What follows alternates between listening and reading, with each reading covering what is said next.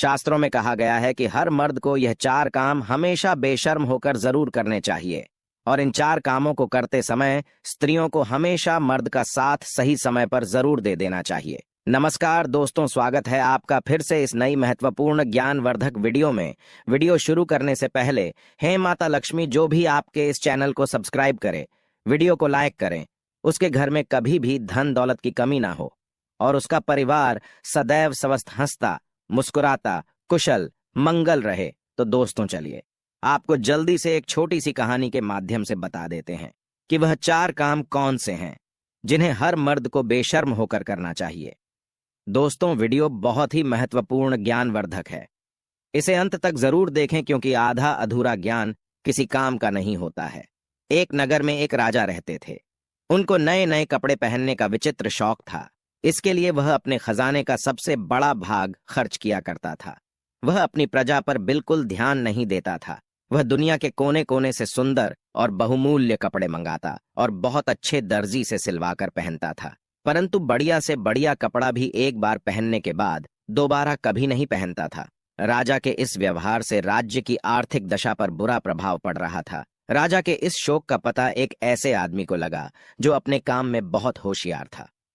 एक दिन वह 3-4 आदमियों को साथ लेकर राजा के दरबार में उपस्थित हुआ। उसने राजा को अपना परिचय देते हुए कहा कि वह दुनिया के बड़े बड़े राजाओं के कपड़े सिल चुका है। दर्जी ने विस्तार से अपना परिचय देते हुए बताया कि किस प्रकार चीन, जापान, अमेरिका और इंग्लैंड देश के राजाओं ने उसके सिले कपड़े पहनकर उस पर पुरस्कारों की बौछार की, जिससे वह माला माल हो गया है। राजा ने कहा, दर्जी हम भी तुम्हें माला माल कर देंगे। अब तुम बताओ तुम मेरे लिए कैसा कपड़ा बनाओगे। दर्जी बोला, हुजूर मैं आपके लिए ऐसा कपड़ा तैयार करूंगा जिसे मूर्ख, बेईमान और अन्यायी नहीं देख सकेगा। ऐसा कपड़ा दुनिया में किसी राजा महाराजा के पास नहीं है। राजा बोला, बेशक तुम मेरे लिए ऐसा कपड़ा तैयार कर सकते हो। दर्जी बोला, परंतु हुजूर कपड़ा मैं स्वयं अपने हाथों से बुनकर तैयार करता हूं। राजा ने उतावले होकर पूछा, दर्जी ऐसी पोशाक तुम मेरे लिए कितने दिनों में तैयार कर सकोगे। दर्जी बोला, हुजूर लगभग 1 या 1.5 महीना तो लग ही जाएगा। राजा ने कहा, मैं तुम्हें 2 महीने का समय देता हूं, इसके लिए हमें तुमको क्या मूल्य देना पड़ेगा। दर्जी बोला, हुजूर 50,000 पहले दे दीजिए और 1 लाख कपड़ा पसंद आने पर दीजिएगा। उसी क्षण दर्जी को कपड़ा तैयार करने के लिए एक अलग जगह की व्यवस्था करा दी गई। दर्जी अपने 3-4 आदमियों को लेकर उस जगह आराम से समय काटने लगा। कुछ दिनों बाद राजा ने अपने एक दरबारी को दर्जी के पास भेजा। दरबारी वहां पहुंचा और देखा कि वे सब बड़े आराम से सो रहे थे। दरबारी ने दर्जी को जगाकर पूछा, कितना कपड़ा तैयार हो गया? राजा ने मुझे देखने के लिए भेजा है। दर्जी एकदम चौंक कर उठा और बोला, आइए मैं आपको दिखाता हूं कि कितना कपड़ा तैयार हो चुका है। दर्जी ने एक अलग कमरे में दरबारी को ले जाकर करघे पर कपड़ा बुनने का अभिनय करके दिखाया। देखिए कितना सुंदर कपड़ा बुना जा रहा है। किंतु दरबारी को तो वहां ना कपड़ा ना करघा कुछ भी दिखाई नहीं दे रहा था। दरबारी भौंचक्का रह गया और वह सोचने लगा कि कपड़ा तो दूर रहा, मुझे तो हथकरघा भी दिखाई नहीं दे रहा है। अब दरबारी को दर्जी की वह बात याद आई कि जो मूर्ख, बेईमान और अन्यायी होगा उसे यह कपड़ा दिखाई नहीं देगा। क्या मैं ऐसा ही व्यक्ति हूं? दरबारी सोचने लगा। विवश होकर उसने कहा, वाह वाह, सचमुच बहुत सुंदर कपड़ा तैयार हो रहा है। राजा ने जब इस बात को सुना तो वह बहुत खुश हुआ। उसने दर्जी और कारीगरों की सुविधाओं को और बढ़ा देने का हुक्म दे दिया। 1 महीने बाद राजा ने अपने मंत्री को दर्जी का काम काज और कपड़ा देखने के लिए भेजा। मंत्री के आने की सूचना पाकर दर्जी ने अपने आदमियों को सतर्क कर दिया। मंत्री जब दर्जी के पास पहुंचा तो वह अपने आदमियों के साथ कपड़ा काटने और सिलने का अभिनय कर रहा था। देखिए मंत्री जी, कितना सुंदर कपड़ा और कैसी सुंदर पोशाक तैयार हो रही है। दर्जी ने हवा में हाथ मारते हुए मंत्री को दिखाया, किंतु मंत्री बेचारा हक्का बक्का उसने देखा कि दर्जी कैंची चला रहा है पर कपड़ा है ही नहीं। एक कारीगर सुई से सिलने का काम कर रहा है, परंतु उसके हाथ केवल अभिनय कर रहे हैं। न सुई दिखाई दे रही है और न धागा न कपड़ा। मंत्री ने सोचा, मुझे कुछ दिखाई क्यों नहीं दे रहा है। उसे दर्जी की बात याद आई, जो मूर्ख, बेईमान और अन्यायी होगा उसे यह कपड़ा दिखाई नहीं देगा। उसने सोचा, क्या मैं मूर्ख, बेईमान और अन्यायी हूं? यदि राजा को यह पता चल जाएगा तो वह मुझे फांसी पर लटका देगा। विवश होकर मंत्री ने भी दर्जी की हाँ में हाँ मिलाई और कहा, वाह वाह, सचमुच बहुत सुंदर कपड़ा है। दर्जी के पास से लौटकर मंत्री ने राजा को बताया, सचमुच ऐसा सुंदर बहुमूल्य कपड़ा न मैंने कभी देखा था न कभी सुना था। यह सुनकर राजा बहुत खुश हुआ। दूसरे दिन दर्जी पोशाक तैयार करके दरबार में उपस्थित हुआ। आइए महाराज, पहनिए, ये पोशाक कितना सुंदर और बहुमूल्य कपड़ा हमने आपके लिए तैयार किया है। राजा भी भौंचक्का रह गया, क्योंकि उसे कोई कपड़ा दिखाई ही नहीं दे रहा था। उसने सोचा, क्या मैं मूर्ख, बेईमान और अन्यायी हूं? विवश होकर उसने भी वही कहा जो मंत्री और दरबारी ने कहा था, सचमुच ऐसा कपड़ा मैंने ना कभी देखा था ना कभी पहना था। दर्जी ने राजा को शीशे के सामने खड़ा करके उसके सारे कपड़े उतरवा दिए और राजा नई पोशाक पहनने का अभिनय करने लगा। कभी वह बटन बंद करता, कभी कॉलर सीधा करता। सारे दरबारियों के बीच शीशे के सामने खड़ा राजा दर्जी की हां में हां मिलाते हुए बोला, सचमुच ऐसा सुंदर कपड़ा पहले ना कभी देखा था और ना कभी पहना था। राजा ने तुरंत दर्जी को बहुत बड़ा इनाम दिया। दर्जी इनाम लेकर अपने आदमियों सहित भाग गया।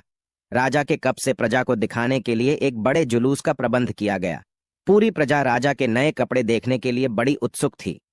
हजारों की संख्या में खड़ी जनता तालियां पीट पीट कर वाह वाह कर रही थी, क्योंकि सारी जनता को मालूम था कि जो मूर्ख, बेईमान और अन्यायी होगा उसे यह कपड़ा बिल्कुल नहीं दिखाई देगा।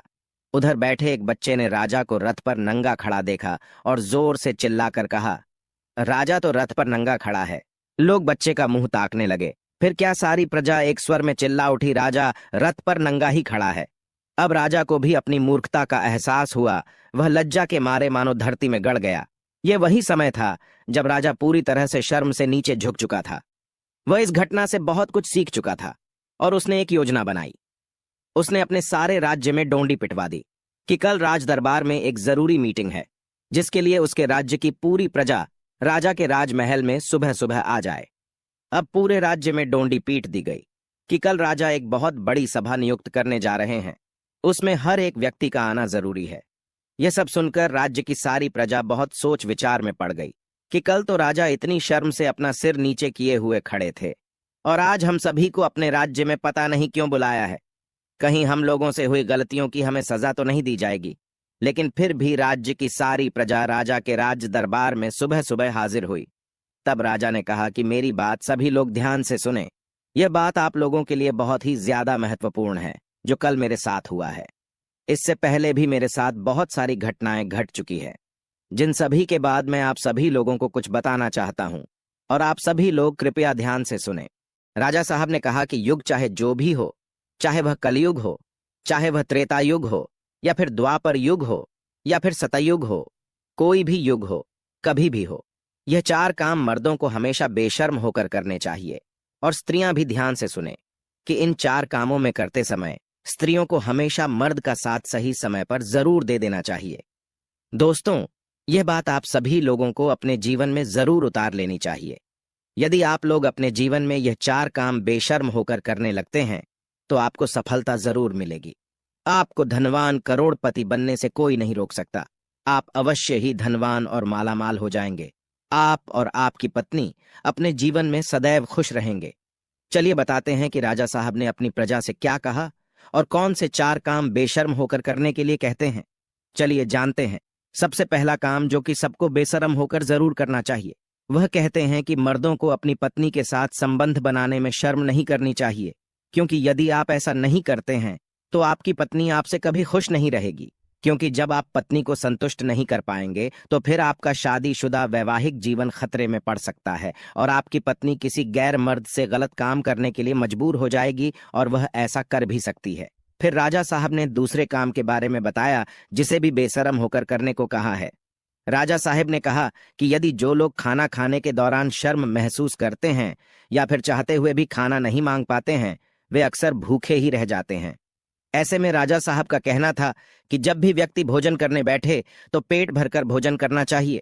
आधे पेट भोजन कभी भी नहीं करना चाहिए। विशेषकर जब किसी के यहाँ अतिथि बनकर जाए तो भोजन करते समय शर्म ना करें, नहीं तो आप स्वयं ही भूखे रह जाएंगे और अपने स्वास्थ्य के साथ खिलवाड़ करेंगे। फिर राजा साहब अपनी प्रजा से बताते हुए कहते हैं कि जीवन में धन, दौलत और पैसों का बड़ा ही महत्व है, क्योंकि पैसों की कमी के अभाव से जीवन और परिवार को चलाना असंभव है। ऐसे में पैसों के लेन देन में कभी भी शर्म या फिर झिझक नहीं करनी चाहिए। बेझिझक होकर जरूरत में किसी से पैसे मांगना चाहिए। वहीं अगर किसी को जरूरत के समय उधार दिया हो तो उसे मांगने में बिल्कुल भी शर्म नहीं करनी चाहिए, अन्यथा आपको धन की हानि उठानी पड़ेगी। चौथी बात को बताते हुए राजा साहब कहते हैं कि कोई भी इंसान यदि सही तरीके से और सही वक्त पर या कुछ काम कर ले तो वह रंक से भी राजा बन सकता है। इस बात पर ध्यान दीजिएगा कि आजकल के युवा अपने शिक्षकों या मार्गदर्शकों से ज्ञान तो ले लेते हैं, लेकिन अपने मन की जिज्ञासाओं को, यानी कि जो उनके मन में सवाल उठ रहे होते हैं, उनको गुरु, शिक्षक या फिर मार्गदर्शक से पूछने में शर्म या झिझक महसूस करते हैं, जिनके चलते वह कई जगह विफल हो जाते हैं। दोस्तों, चाणक्य नीति में भी लिखा है कि किसी भी स्थान पर जब विद्या ग्रहण करने जाए तो अपने अध्यापक या गुरु से अपने मन में उत्पन्न हो रहे सभी प्रश्नों का उत्तर बेझिझक बिना शर्म के प्राप्त करना चाहिए, क्योंकि वहां पर हर कोई सिखाने के उद्देश्य से जाता है। और यदि आप वहां पर जाकर भी अपने गुरु से कोई भी सवाल पूछने में ही शर्म करेंगे और अपने प्रश्नों का हल शर्म की वजह से नहीं प्राप्त कर पाएंगे, तो आप अपने जीवन में कभी सफल नहीं हो सकते हैं। तो इसलिए अपने मन में उत्पन्न हो रहे सभी सवालों का जवाब बेझिझक होकर किसी भी गुरु, शिक्षक या फिर मार्गदर्शक से पूछ लेना चाहिए, क्योंकि वहां हम सीखने के उद्देश्य से जाते हैं। तो दोस्तों, आपको समझ आ गया होगा कि मर्दों को वह कौन से 4 काम है जो कि बेशर्म होकर करने चाहिए। यदि आप लोग भी मेरी वीडियो से संतुष्ट है तो वीडियो को लाइक करके जल्दी से कमेंट में जय माता लक्ष्मी अवश्य लिख दीजिएगा, जिससे माता लक्ष्मी की कृपा आप पर सदैव बनी रहे। जय माता लक्ष्मी। हर हर महादेव। वीडियो अंत तक देखने के लिए आप सभी का धन्यवाद।